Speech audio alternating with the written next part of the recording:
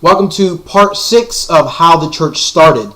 This is a series I'm doing on the history of the church and related questions, and one of those issues is how the church started.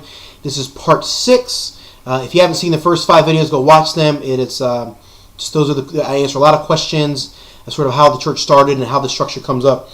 In the last video, left off with Constantine at right around 300 AD. You want to backtrack a bit. We see between 180 and 200 AD. By that point, a solid structure of bishops in place for the church.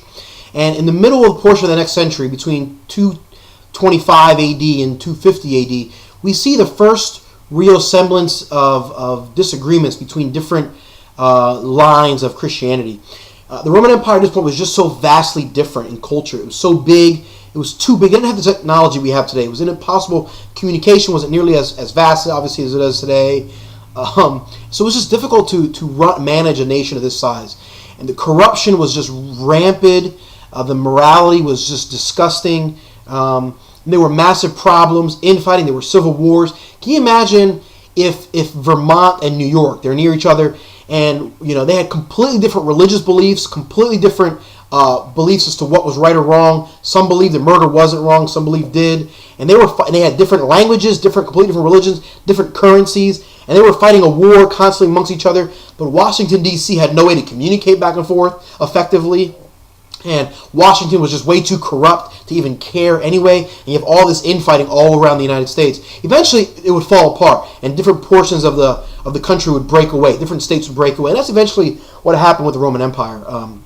And so, you see, and how this affects the Christian church is that because different aspects of the Roman Empire are so large, are so vastly different from one another, different cultures begin different things. And then any Christian, at this point, Christianity has spread beyond that. It's spread into India and into what is modern-day Germany, the Germanic tribes, down into Africa. Anything that was not a part of the Roman Empire, they sort of started their own churches. So the Coptic Church, which is a church in Egypt today, they are a part of the church that sort of was started by Mark back in the 1st century. But from the 1st century into the 3rd century, they didn't really have a lot of communication with the rest of the churches. And so the bishops didn't have the same structure, the bishop structure that was so popular throughout the Roman Empire. The other churches sort of developed their own structure. And some of the other churches, like in India and other places, ended up dying out because of persecution. They ended up getting, all the Christians in those areas ended up being killed completely and being wiped out. So a lot of those structures almost we don't even know what they are, some of them are. Particularly in India, where Christianity ended up being wiped out altogether, where there was some Christian structure started by Philip, and some other eastern portions by other apostles. But within the Roman Empire, the bishops, the system stayed strong, and the bishops in communication, and so this structure, sort of stayed strong.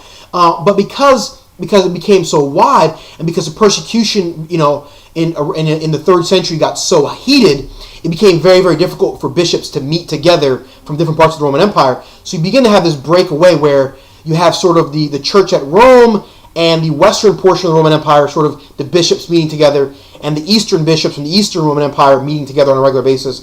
And they begin to have they still had the same belief systems on the major things, but they begin to disagree on certain portions of theology and certain portions of doctrine. And this is sort of the beginning of different churches having different doctrines.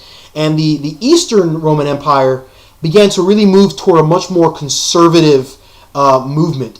And it became because it maybe allowed a lot of the Greek traditions, had remained in play. In Greece was very, very good at keeping their tradition alive. Many of the other countries that were taken over by Rome sort of fell apart and just absorbed, but Greece was very special and unique.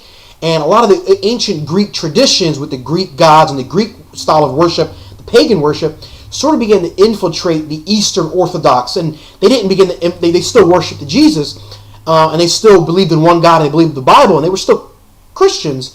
But a lot of the ancient traditions of Greece began to sort of mold with that the Eastern Christian church, and that church began to really sort of separate itself and be different than the church that was really overseen by the bishop at Rome. And in 300 AD, Constantine comes to power, and Constantine is actually a Christian. He is the first he claimed to be a Christian. There's dispute, there's debate. But Constantine actually becomes what is the first Christian to be known as an empire, first emperor. He's the emperor of the Western Roman Empire, and in 300 AD or so. And he becomes the emperor, and he legalizes Christian. He says that all religions should be tolerated, not just the traditional Roman religion, and that he believes, and this is the word Catholic comes up. The word Catholic was a Latin word that simply means universal.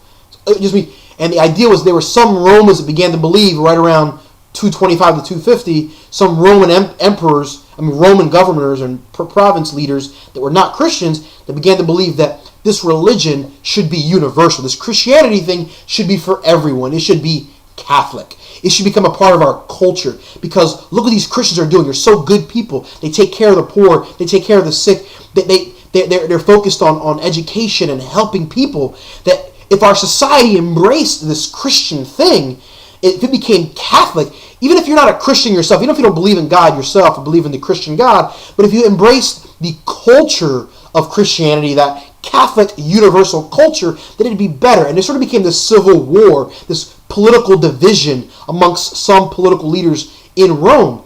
And when Constantine comes to power as the emperor in 300 AD, he's the first Christian emperor, and he actually says, hey, Christianity is legal. We're going to tolerate all religions now.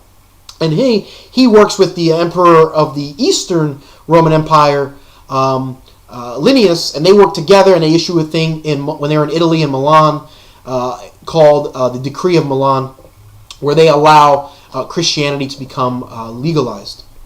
And so then eventually Constantine actually ends up leading his war. This is where some people think he wasn't really a Christian. He led some very brutal wars. The Western Empire versus the Eastern Empire, they fought, and he ends up taking them over again.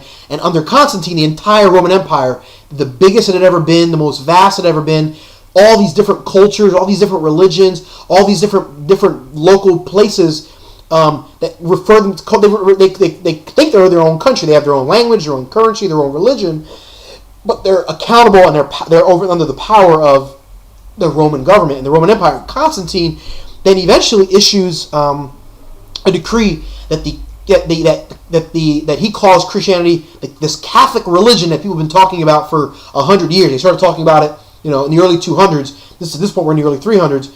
This new Catholic religion, this universal Christianity.